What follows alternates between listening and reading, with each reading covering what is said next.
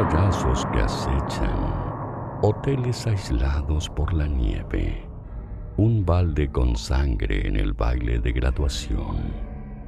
Quizás aún no hayas leído sus más de 70 libros, pero conoces al escritor que mejor imaginó tus miedos. Conoces a Stephen King. Te damos la bienvenida a La Corte del Rey, un podcast de Penguin Random House, grupo editorial sobre uno de los escritores más importantes de la historia.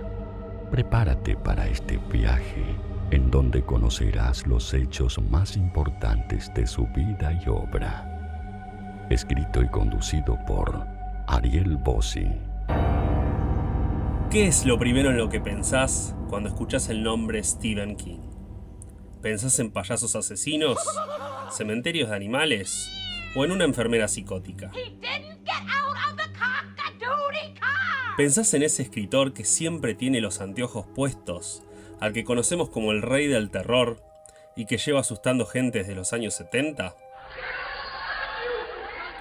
¿O te viene a la mente Morgan Freeman llegando a Zihuatanejo para reunirse con Tim Robbins?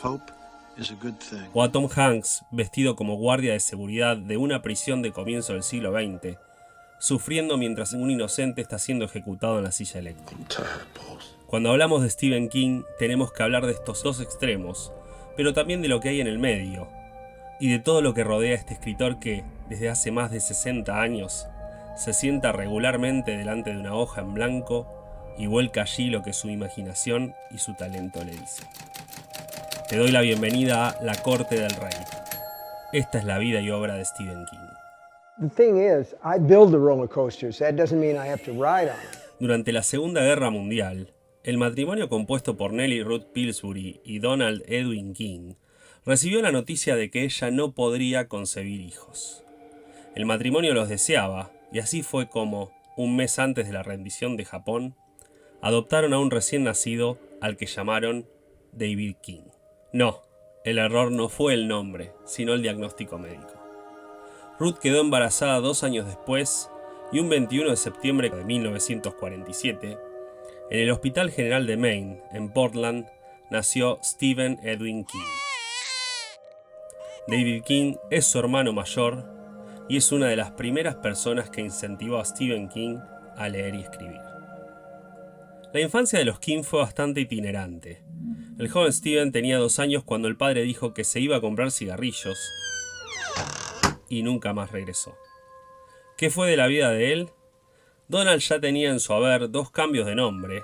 Previamente utilizó los nombres de Donald Spansky y Donald Pollack, y en las propias palabras de Steve, era un culo inquieto que les dejó deudas. Si bien a él nunca le interesó demasiado saber qué pasó con su padre, gracias a unas postales que tenía su madre supo que Donald vivió un tiempo en Brasil, en donde formó otra familia. No es algo de lo que se ha hablado mucho, pero esta nueva familia le dio a Stephen King 4 medios hermanos y una media hermana, que a su vez formaron sus propias familias y tuvieron hijos. En total, Stephen tiene 9 parientes por parte de su padre en Brasil. Tiempo después, Donald regresó a Estados Unidos, en donde falleció en noviembre de 1980. Stephen nunca lo ha mencionado públicamente, pero es muy posible que Donald se haya dado cuenta que ese Stephen King famoso alrededor del mundo y sinónimo del terror, era uno de los 2 hijos que abandonó. Dejemos al padre de lado y vayamos a una de las grandes heroínas de la vida de Stephen King, su madre. Nellie, con 38 años, se cargó a la familia al hombro, y siendo los años 50, se puede decir que fue una de las primeras mujeres empoderadas en Estados Unidos, aunque haya sido por fuerza mayor. Debido a esto, madre e hijos pasaron los primeros 4 años viajando por diferentes estados, siempre detrás de un empleo para Ruth, para que pudiese mantenerlos a flote. Pasaron por Connecticut, Massachusetts, Chicago, Wisconsin y finalmente, y perdón por todos estos adverbios Steve, Maine fueron los destinos a lo largo de estos años. Durante este periodo, y más puntualmente en Stratford, Connecticut, Stephen tuvo su primer contacto con el género terror. Le pidió permiso a su madre para escuchar el programa de radio Dimension X, Dimensión X, en donde transmitieron la adaptación del cuento Marcy's Heaven, del gran Ray Bradbury. Marcy's Heaven es una de las historias presentes en Crónicas Marcianas, y en castellano se la conoce como La Tercera Expedición. Trata sobre una expedición a Marte en donde los tripulantes se topan que el planeta rojo está habitado por sus viejos afectos. Abuelos, amigos, vecinos, seres queridos que ya no estaban entre nosotros, pero habían llegado a Marte, a este planeta que, como dice la tripulación, resulta ser el paraíso. Solo que esa noche uno de los tripulantes siente que algo está mal y decide averiguarlo, solo que ya era demasiado tarde. Ruth le negó el permiso para escuchar la adaptación al joven Steven, después de todo solo tenía 4 años, y le dijo: empieza demasiado tarde, y además sería demasiado sobrecogedor para un niño como tú. ¿Qué hizo Steven? Por supuesto lo escuchó a escondidas, aunque esto resultó no ser una buena idea. Esa noche terminó durmiendo en el pasillo, donde la luz del baño le daba en el rostro, e hizo la noche más llevadera. ¿Qué? ¿Acaso imaginaban a Stephen King escuchando radioteatros románticos? Su madre se había negado a que escuchase el programa Dimension X y la adaptación del cuento de Ray Bradbury, pero fue directa responsable de los siguientes contactos entre Stephen y el terror. Por ejemplo, ese mismo verano le leyó El extraño caso del Dr. Jekyll y Mr. Hyde, de Robert Louis Stevenson, y en 1954, la tercera gran influencia del género llegó a través del cine. Dentro de un enorme Buick del novio de su madre de aquel momento, Steven vio en un autocine de Nueva Inglaterra la película El monstruo de la Laguna Negra, de Jack Arnold. Nunca olvidaría la primera aparición del monstruo. Supo que esa criatura no iba a quedar atrás, que la volvería a ver. Ese mismo año, Steven comenzó el colegio primario, pero debido a una sucesión de enfermedades que comenzaron con sarampión y continuaron con infecciones de oído y de las amígdalas, tuvo que repetir el primer grado. Fueron casi 9 meses que pasó en cama, y en los cuales aprovechó para leer muchos cómics y a dar sus primeros pasos con novelas, entre las cuales, por ejemplo, tuvieron las lecturas de algunas de las obras de Jack London. Hubo un cómic en particular sobre la guerra, que se llamaba Combat Casey, publicado por Marvel entre 1953 y 1957, con el que Steven comenzó una práctica particular. Copiaba en una libreta los diálogos y descripciones, tal como estaban en las páginas impresas, y a lo sumo agregando alguna descripción. Su madre primero se entusiasmó al ver los escritos, pensando que eran originales. Al confesar que no lo eran, Ruth alentó a Steven a escribir sus propias historias. Y él lo hizo. Escribió su primer cuento original, el cual tenía como protagonista a Mr. Rabbit Trick, un gran conejo blanco que manejaba un auto y ayudaba a los chicos. Su madre le pagó 25 centavos por esa historia, equivalentes a $25 de hoy. A esa historia le siguieron otras 3 con los mismos personajes, y tal como contó el propio Steven en su genial libro Mientras escribo, recibió el mismo monto por cada uno, ganando su primer dólar. ¿Conejos que ayudan a los niños? Lejos de lo que uno esperaría del rey del terror, ¿no? Paciencia, vamos despacio. No pasó mucho tiempo para su primera incursión en el miedo.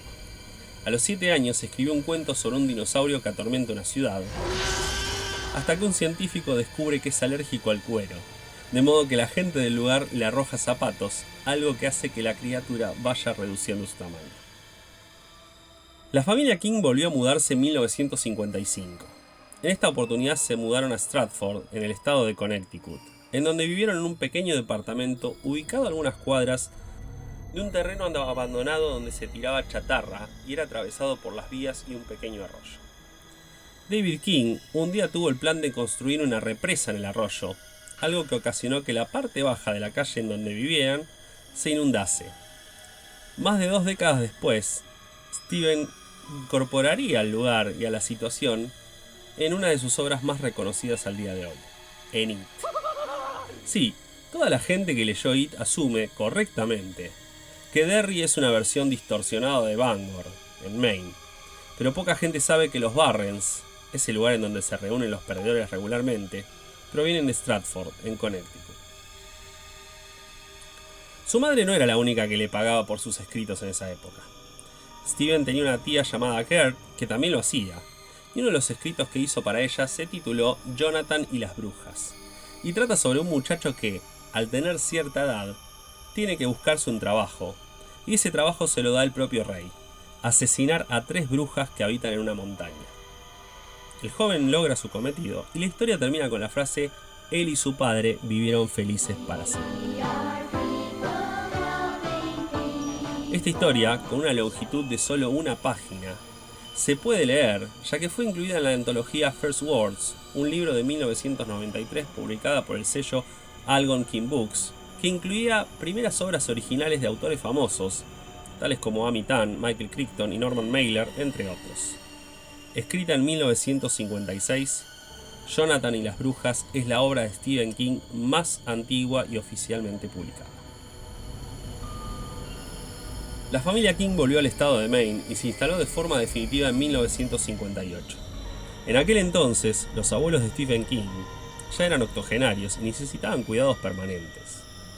Ruth no tuvo muchas opciones, ningún pariente quería hacerse cargo de ellos, y ella conseguía, al mismo tiempo, un empleo y una casa. Por lo que Stephen y su hermano se mudaron a la casa de sus abuelos en el pueblo de Durham, Maine. La población en aquel entonces en el lugar era de casi 1000 personas. Hoy, 60 años después, es de 4000. Como verán, continúa siendo un pueblo rural de Nueva Inglaterra. Fue en el altillo de esta casa en donde los hermanos King encontraron una caja que pertenecía a su padre, en el cual había varios libros, y uno de ellos en particular captó la atención de los muchachos. Era una colección de cuentos de H.P. Lovecraft. En palabras del propio Stephen King, Lovecraft fue quien le marcó el camino, y además quien le enseñó que el terror podía ambientarse en donde uno vivía. En 1960, Stephen envió su primer cuento a una revista. El cuento se titulaba El asesino, y lo envió a la revista Spaceman, propiedad de Forrest Ackerman, quien fue el fundador de la icónica revista Famous Monsters of Filmland, así como también representante de varios autores de fantasía y ciencia ficción de los años 50, tales como Ray Bradbury e Isaac Asimov. Forrest Ackerman, además, era conocido por ser uno de los primeros grandes coleccionistas de objetos relacionados al terror y a la ciencia ficción. En su casa, conocida como la Acker Mansion, contaba con más de 300.000 libros y otros tantos miles de objetos repartidos a lo largo de 18 habitaciones, incluyendo rarezas como por ejemplo la capa original utilizada por Bela Lugosi durante el rodaje de Drácula. Ackerman rechazó el relato que le envió Stephen King, pero conservó el cuento, y ya en los 90 concurrió a un evento de firma de Stephen King y le puso delante del autor el cuento que había escrito en 1960 para que lo autografiase. En el año 1994, sin cambiarle ni una sola coma, Famous Monsters of Filmland finalmente publicó el cuento, reproduciendo la página original tal como Stephen King la había escrito y enviado 34 años antes. El asesino no fue su único cuento rechazado, ni tampoco el primero. Desde 1958 en adelante, Stephen King comenzó a acumular notas de rechazo, las cuales conservaba juntas atravesadas por un clavo en la pared de su habitación. No se rendía y seguía escribiendo. Por esta época su hermano se compró un hectógrafo, también conocido como copiador de gelatina, y comenzó a editar un periódico local amateur sobre noticias de Durham. Lo llamó Dale's Rag, algo así como el periodicucho de Dale. Y entre noticias sobre los habitantes del pueblo, aparecían las primeras colaboraciones de Stephen King, escritas en una máquina de escribir que no tenía la letra N, y por ende, la tenía que agregar a mano luego. Si ya leíste Misery, ahora entendés de dónde vino la inspiración para esta curiosidad presente en la historia. Stephen escribía noticias, información y recomendaciones sobre los estrenos de televisión, y, por supuesto, cuentos de terror.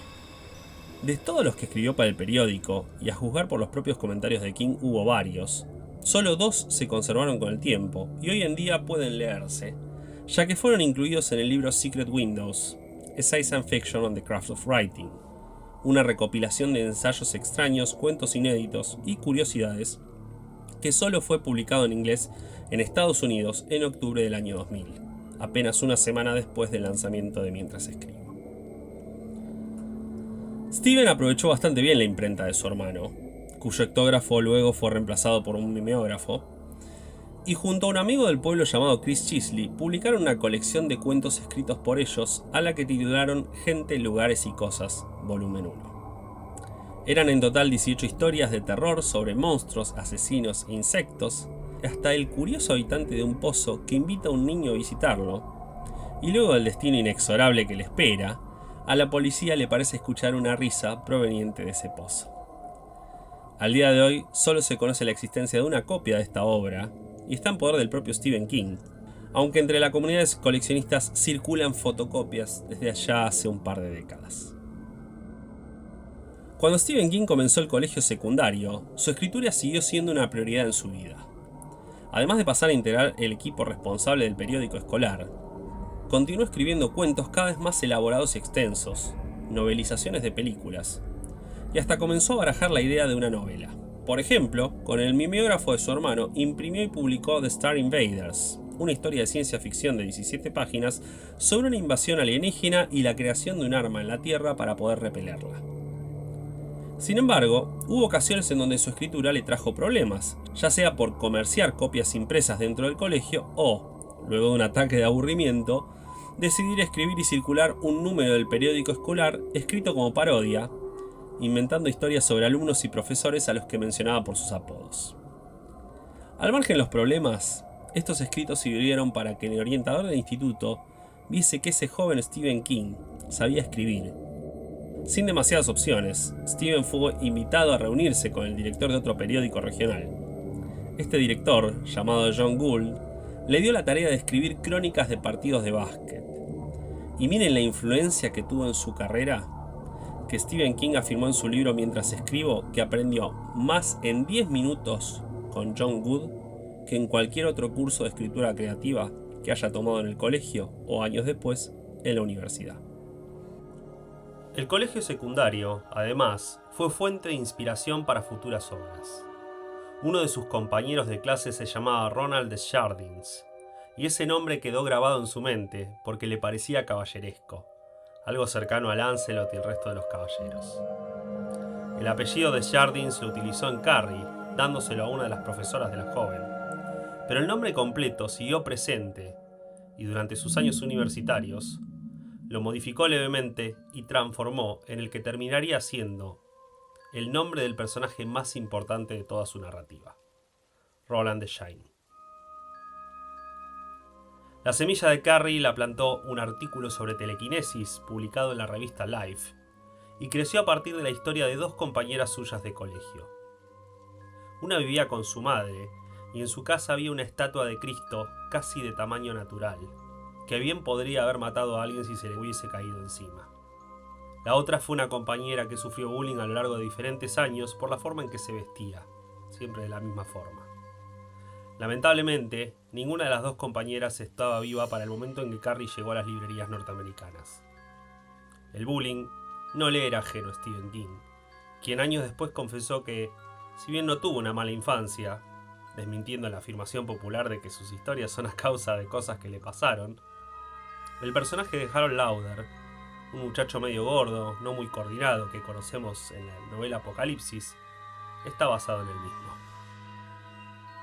La primera ficción publicada oficialmente fuera del ámbito educativo tuvo lugar en 1965, cuando Stephen tenía 17 años.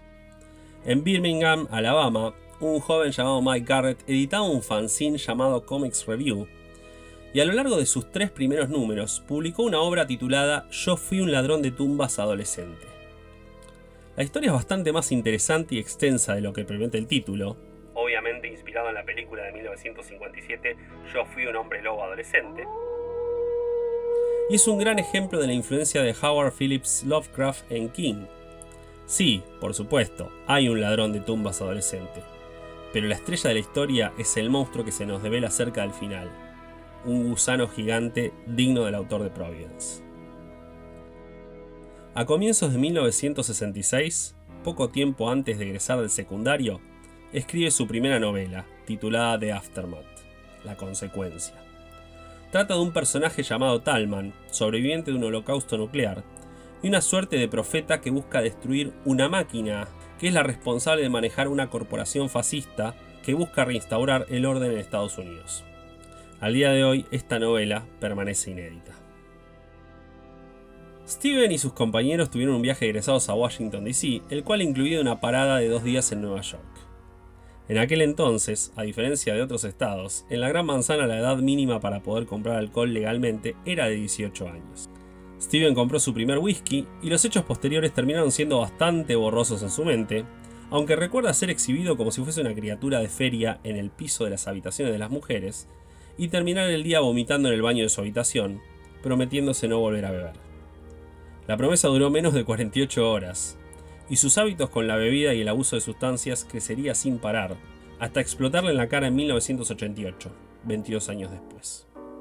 Stephen King egresó del colegio secundario en 1966. En su anuario, Merton Ricker, su profesor de literatura del instituto, escribió: «Al hombre cuyas composiciones hicieron que todo valiera la pena». 50 años después, Stephen King recordó a Merton en su ensayo Hearts in Suspension y lo posicionó como uno de los 5 profesores que lo influenciaron como escritor. Delante suyo lo esperaba la Universidad de Maine y, sin saberlo, algunos de los mayores cambios de toda su vida. Aquí concluye nuestro capítulo de hoy de La Corte del Rey, un podcast de Penguin Random House, grupo editorial sobre la vida y obra de Stephen King. Escucha un nuevo episodio el primer y tercer martes de cada mes a través de Spotify, Apple Podcasts o en tu plataforma de audio favorita.